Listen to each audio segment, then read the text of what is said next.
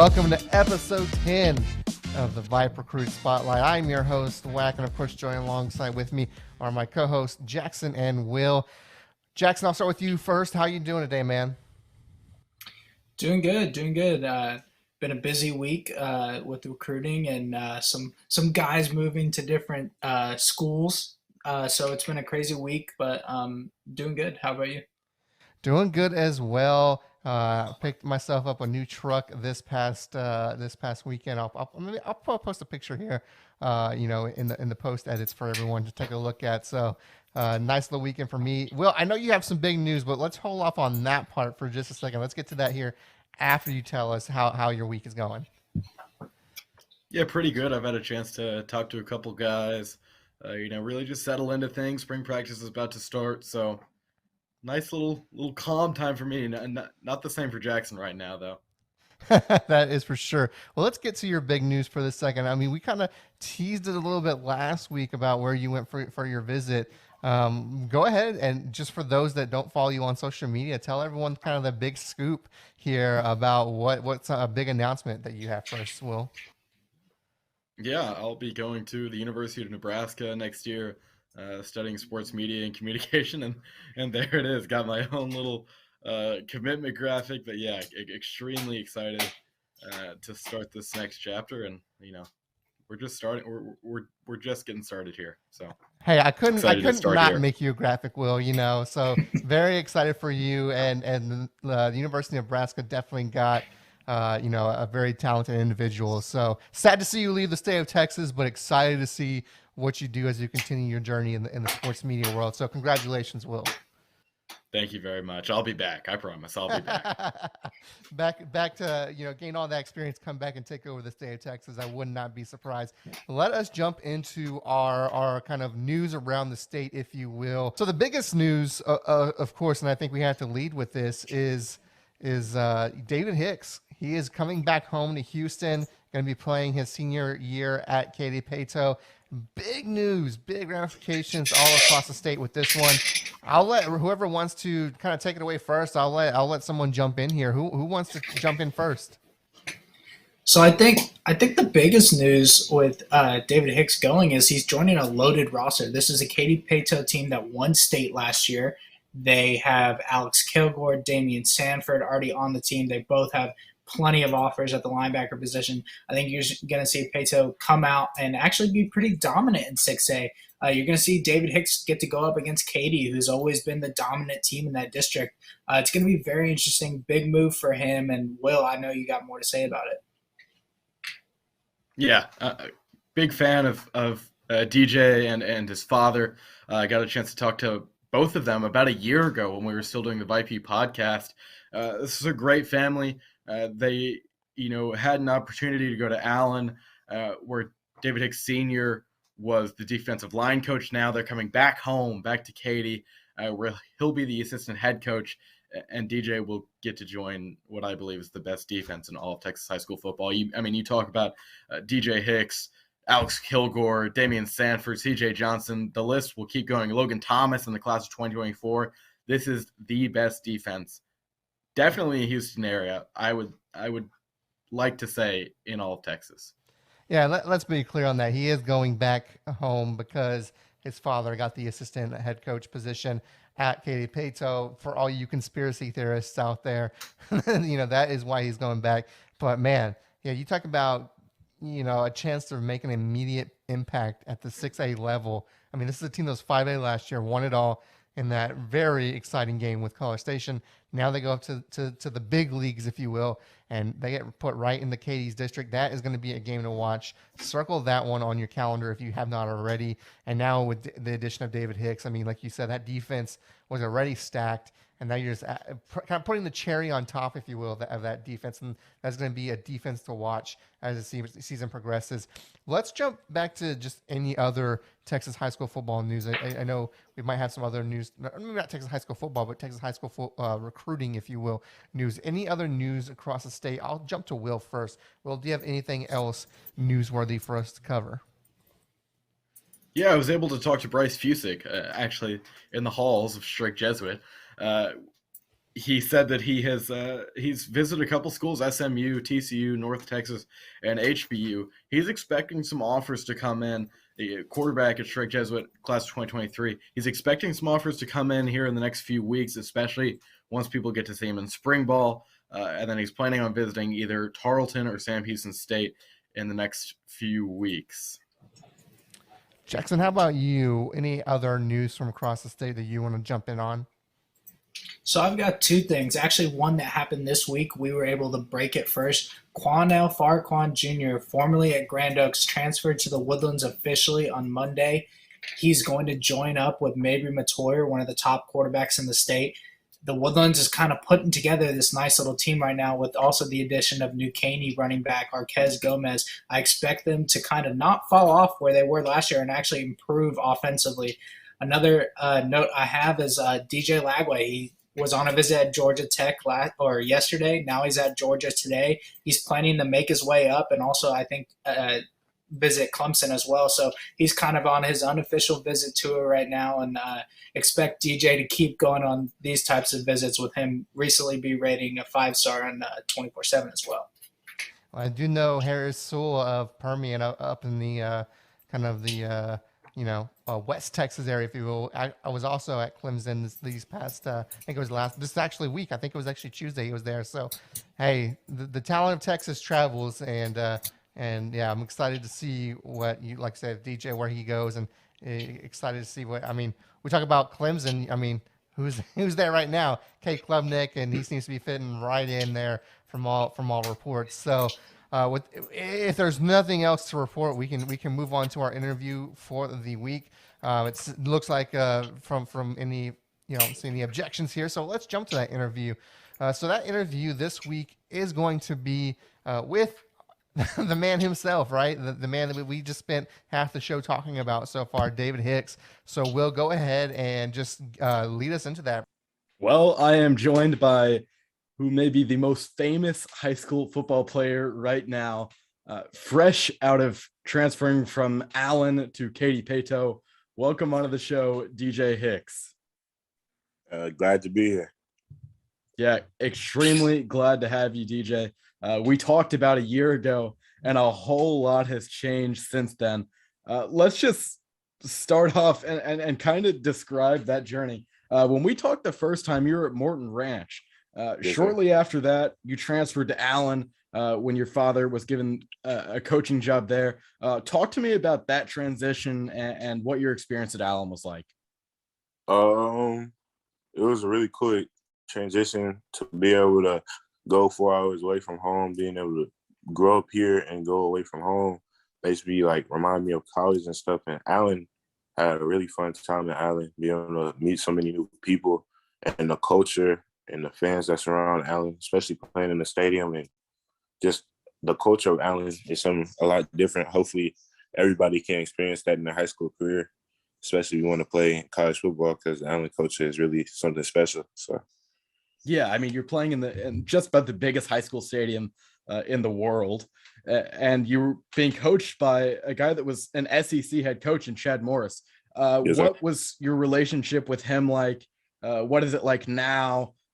Kind of talk to me about, what influence he's had on you as a person and in you as a player. My relationship with Coach Morris was really close. I feel like Coach Morris has changed me a lot as a person, as a man too. Before I came to school, I wasn't as talkative. I wasn't as much of a leader.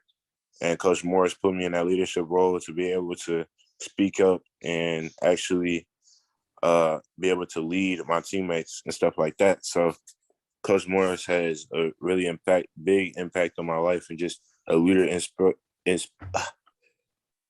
just in a leadership role and just as a person. So, yeah, absolutely. And one of the top recruits in the country, and it seemed like it was going to be that way when we talked in April of last year. And I remember you saying that you really didn't want it to get to your head. Last season, people know how big of a name you are, how big of a force you are on that Allen team. How did you kind of do that? Keep those, the mentality of being a big shot out of your head that you talked about so much. What was that like, kind of keeping yourself grounded? Really, I always still got something to prove. Every single time I get higher in the rankings, I always think I'm not number one, so I'm not good enough yet. There's still one more player better than me. That's always what I got to think. So I always just stay humble. My dad always keeps me humble. My teammates just always got to keep my head down and keep working. Well, I mean, at this point, you can only use one hand to count the number of players that are higher than you in the consensus rankings. Yes, You sir. had a great year, Under Armour All-American, Max Preps All-American. I mean, you were the best in the DFW area. What can you say about the competition in that region? It was a really competitive district I was in, playing almost every team would at least go to the playoffs and have at least go a couple rounds. I feel like if they actually went, because just how competitive it was, teams like that you wouldn't expect to beat the other team will come out and beat them the next week, and you end up playing them. And it was just like a very competitive district. So there you go. Well, we'll talk about it a little bit later on, but you may be heading into the most competitive district in the state. But let's go and jump into recruiting, because you've got more offers than just about anyone. 37 right now. Talk to me about what that was like in during the season, hearing from coaches, balancing that with school and then with football as well.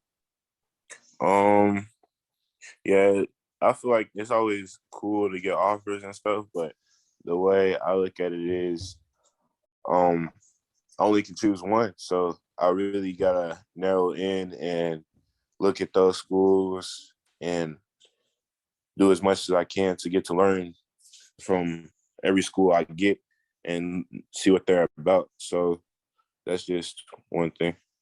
Yeah, you've had an opportunity to make quite a few visits.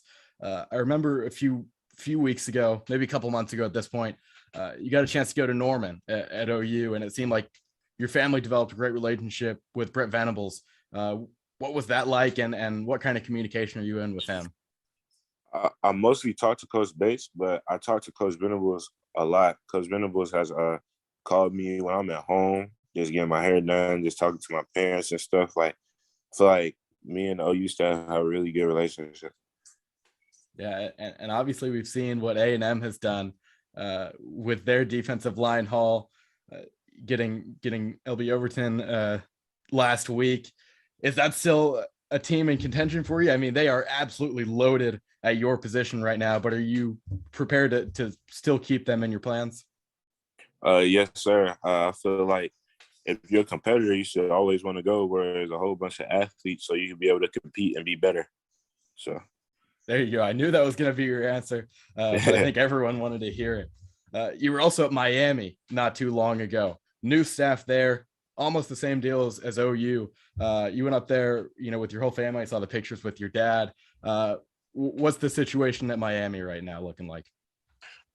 I love Miami. Just being there, seeing the culture, and food. Probably food's second best part of the visit. But yeah, being there and just being able to just meet the coaches and the culture and see what they're gonna build. I feel like Miami's gonna build something special. Yeah, and at this point, you've got to realize that wherever you go will be, a top 10, top 5, maybe even the top class in the country. And you're probably going to bring some guys along with you. Who are some guys, maybe in the state or across the country that you'd like to team up with at the next level? Definitely Anthony Hill, Jordan Renard, and Johnny Bones. There we go. Those two dudes. There's we saw it last year with A&M. I'm sure we'll see it somewhere this year. So that will be something to definitely look out for. And let's get into the news of this week. So we'd actually talked last week about doing an interview, and then earlier this week, and then I saw a headline: DJ HIcks transferring to Katy, Paetow. Your father is his assistant head coach, friends with Coach Teagle. Talk to me about this last week and what it's been like transferring to Paetow. It's been crazy. Just being able to transfer to a different school, especially in my hometown. So a lot of people I grew up with just texting me to ask me if I came back and stuff. So it's been a crazy week.